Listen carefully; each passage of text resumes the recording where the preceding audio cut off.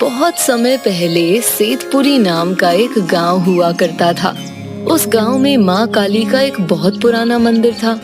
वो मंदिर वहाँ के लोगों के लिए बहुत ही खास था, क्योंकि उस मंदिर को वहाँ के राजा के पूर्वजों ने बनवाया था। हर साल वहाँ एक विशेष दिन पर पूजा का आयोजन होता था।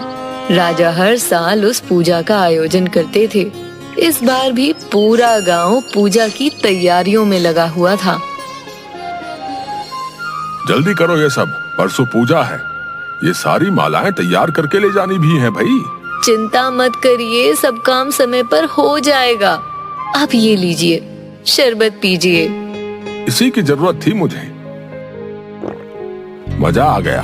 तुम ऐसा करो, सारी जरूरतों का सामान एक बार ध्यान से सूची में देख लो, ताकि समय पर पता चल जाए कि किसी चीज की कोई कमी तो नहीं है। अच्छा ठीक है।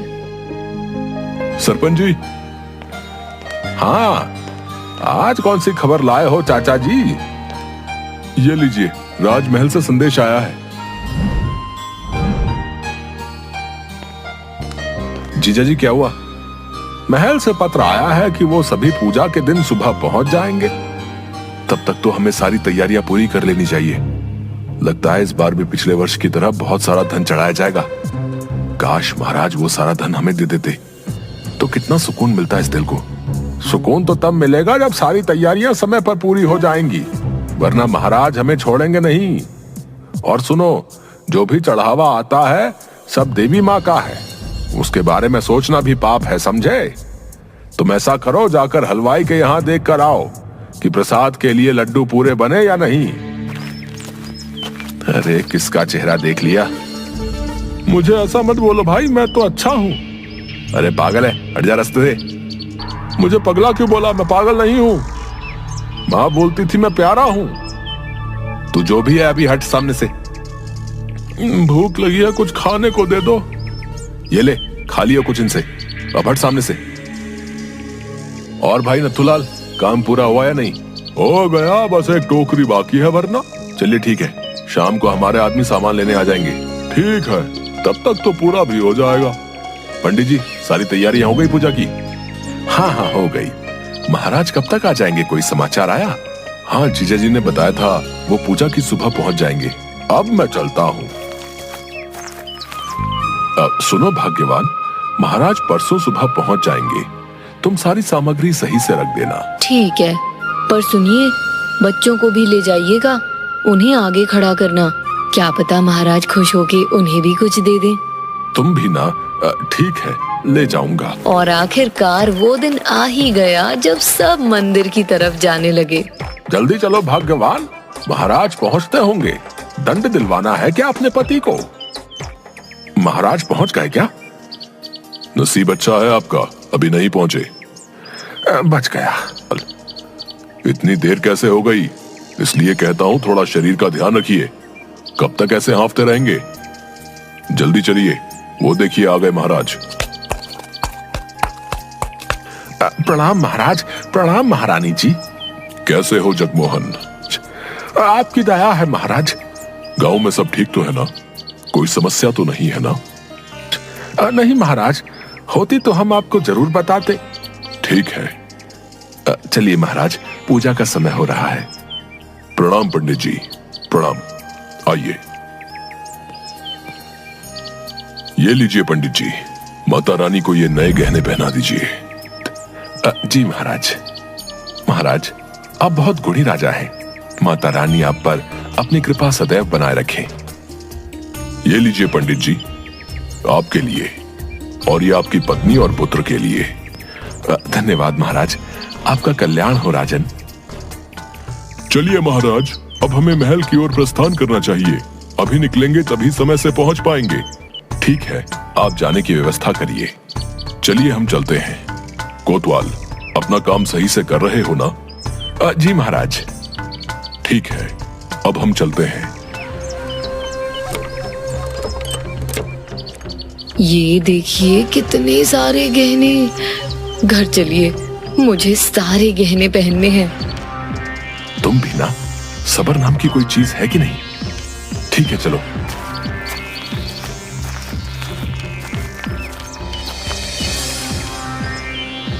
कौन कहेगा इस मंदिर में इतना सारा धन है। काश वो सब मेरा हो जाता। अरे विनोद, तुम? गुजर रहा था सामने से, बस माता को नमन करने रुक गया। अच्छा किया। चलिए अब मैं चलता हूं। अरे लट्टू, तू? प्रणाम पंडित जी। जी प्रणाम प्रणाम। मुझे प्रसाद नहीं मिला, आप मुझे दे दो। ठीक है, रुको, ये लो।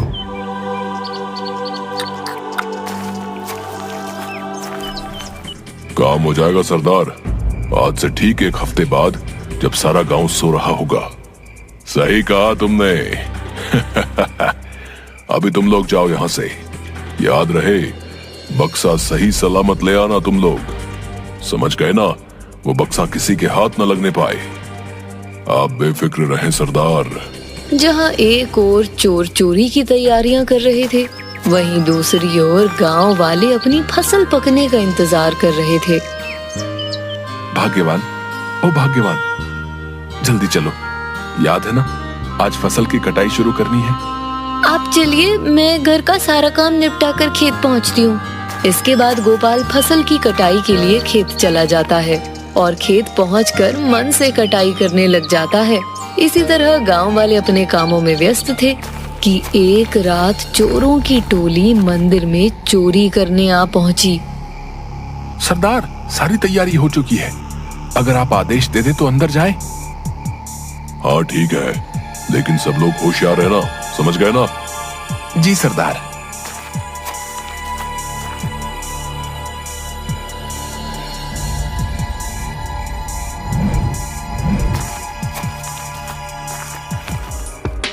सरपंच जी उठिए। क्या हुआ? चोरी। चोरी? कैसे चोरी? मंदिर में चोरी हो गई है। महाराज को पता तो नहीं चला ना?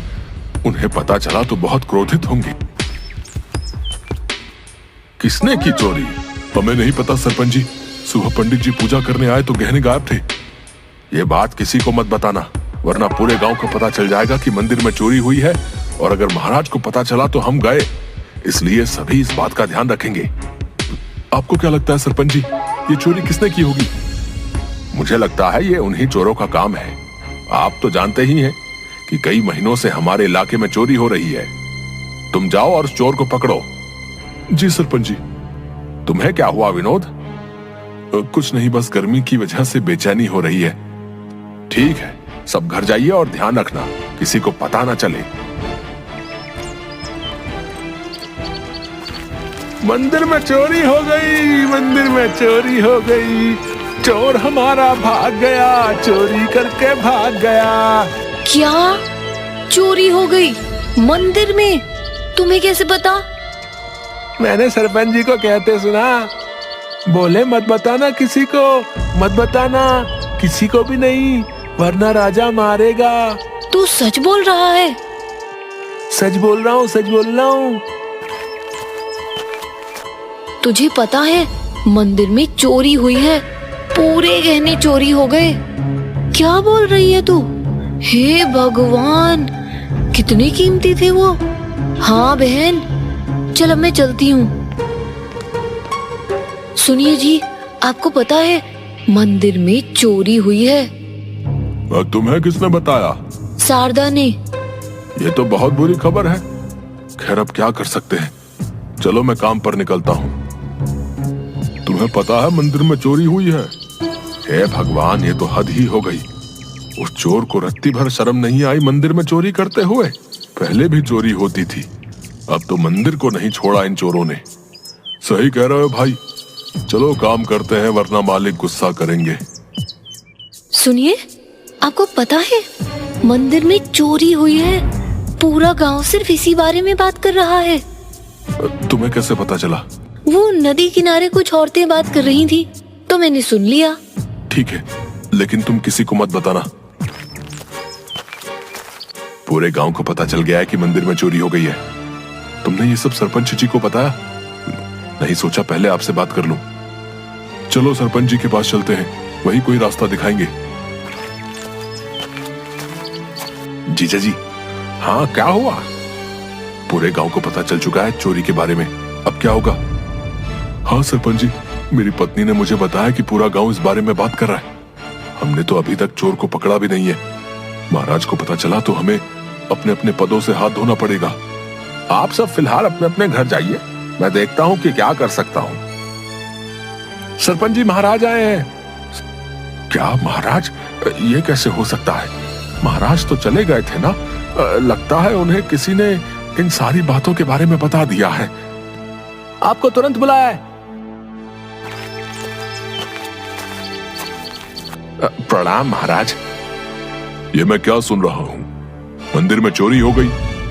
कौन है वो जिसने ये किया है? रुकिए महाराज, हम अभी पता करते हैं किसने चोरी की। मंत्री ने एक कुत्ते को बक्से से कोई चीज सूंघाई और उसके बाद कुत्ता आगे बढ़ने लगा।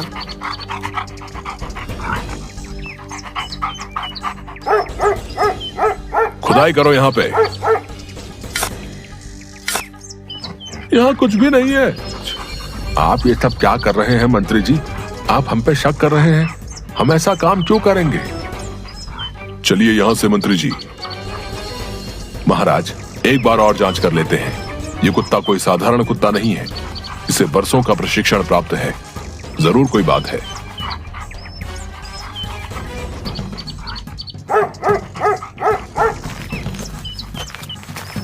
यहाँ कुछ नहीं है महाराज।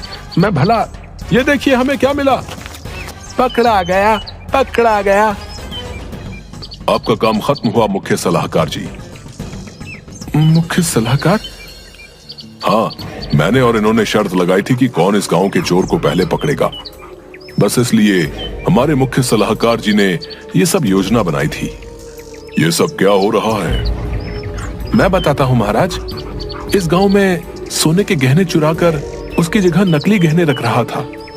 इस बात का शक हमें तब हुआ जब मैं पिछली बार देवी माँ के दर्शन के लिए गया था। आप तो जानते हैं गहने बनवाने की जिम्मेदारी मेरी रहती है, तो भला मैं कैसे असली और नकली का भेद भूल सकता हूँ। तब मैंने और मंत्री जी ने एक योजना बनाई कि कौन इस चोर को पहले पकड़ेगा। बस हम दोनों लग गए काम पे। उन्होंने गहनों पर एक प्रकार का रसायन लगा दिया जिससे सरपंच जी, उफ, ये हमारे चोर जी पकड़े गए। लेकिन महाराज, कहानी यहाँ खत्म नहीं होती। इस कहानी में एक और चोर भी शामिल है, हमारे कोतवाल साहब। क्यों कोतवाल जी? मैंने कुछ नहीं किया महाराज, मैंने कुछ नहीं किया। अरे ऐसे कैसे? हम बताते हैं। महाराज, इन्होंने भी इस बार चोरी की योजना बनाई। असली गहनों के चोरी हो जाने के बाद इन्होंने मंदिर में पहुंचकर नकली गहनों की चोरी कर ली।